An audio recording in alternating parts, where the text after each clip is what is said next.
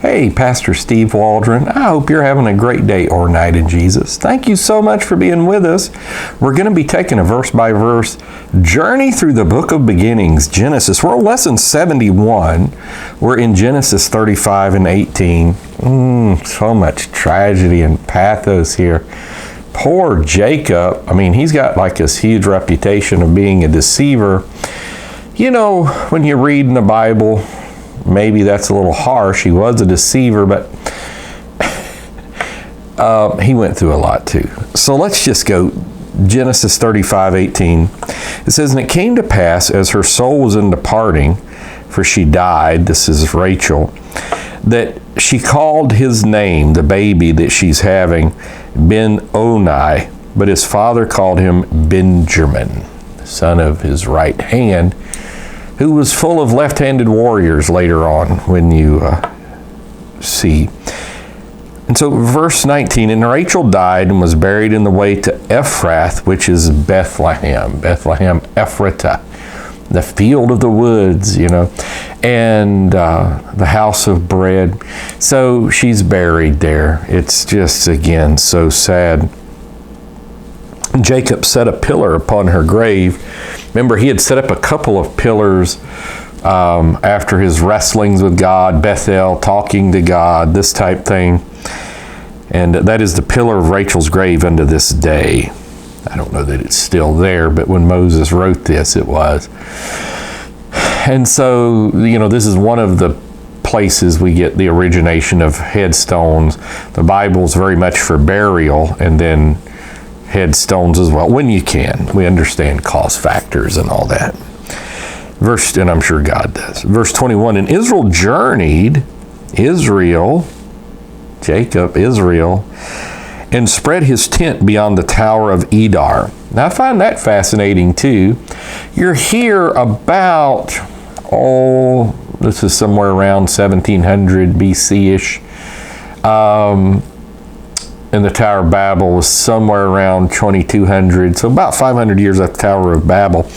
They're still building towers. "And it came to pass when Israel dwelt in that land," verse 22, "that Reuben went and lay with Bilhah, his father's concubine."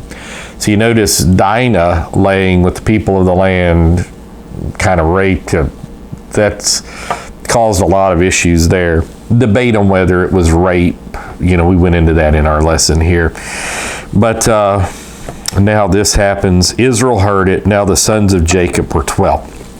Now later on, we're going to find in the Bible that this is really what disqualified Reuben for being the specific lineage of Messiah. When it comes to Judah, as bad as Judah was, well, anyhow.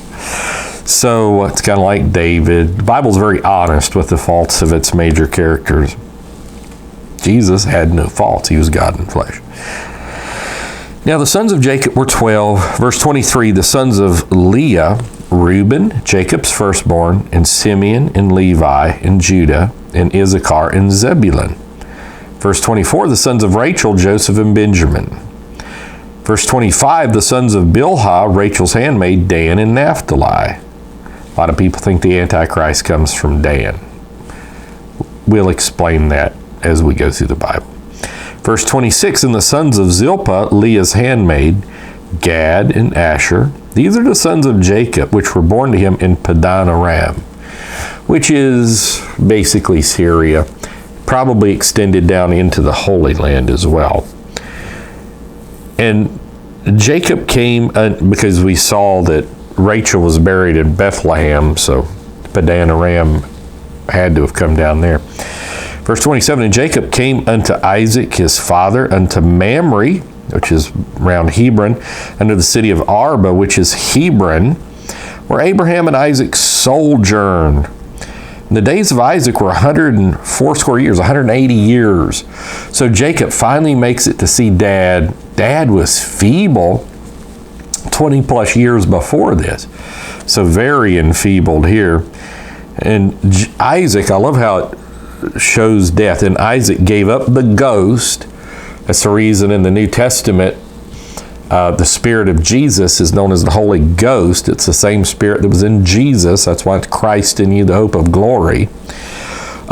Gave up the ghost, his spirit, his human spirit, and died, and was gathered unto his people, being old and full of days. And so when Jesus talks about God's not the God of the dead, but of the living, Abraham, Isaac, and Jacob. So just like Abraham was alive after his death in Luke 16, so is Isaac. He's gathered unto his people this conscience understanding. It's called sleep in the New Testament as well. And now is really not the time to explain all the differentiation between, because the Bible clearly, if you're to be absent from the body to be present with the Lord, doesn't teach soul sleep. But in a sense, you're asleep. Gathered unto his people, being old and full of days, and his sons Esau and Jacob buried him. So they come together again, just like Isaac and Ishmael came together to bury Abraham back in the 25th chapter. And so there is a coming together at death. It's kind of like Jesus when he's condemned to die. It brought Herod and Pilate together. And I think this is where I'm going to end, if God be my help, when we go to do our fifth set in our Genesis commentary. I think I'm going to end on verse 29 there. So let's get to chapter 36. Now these are the generations of Esau, who is Edom. So when you see Edom, like Edomites, Esau, a lot of Sunday school kids throughout history because he ate, the lentils and all that. Edom, Esau, Edom. Okay, it means red.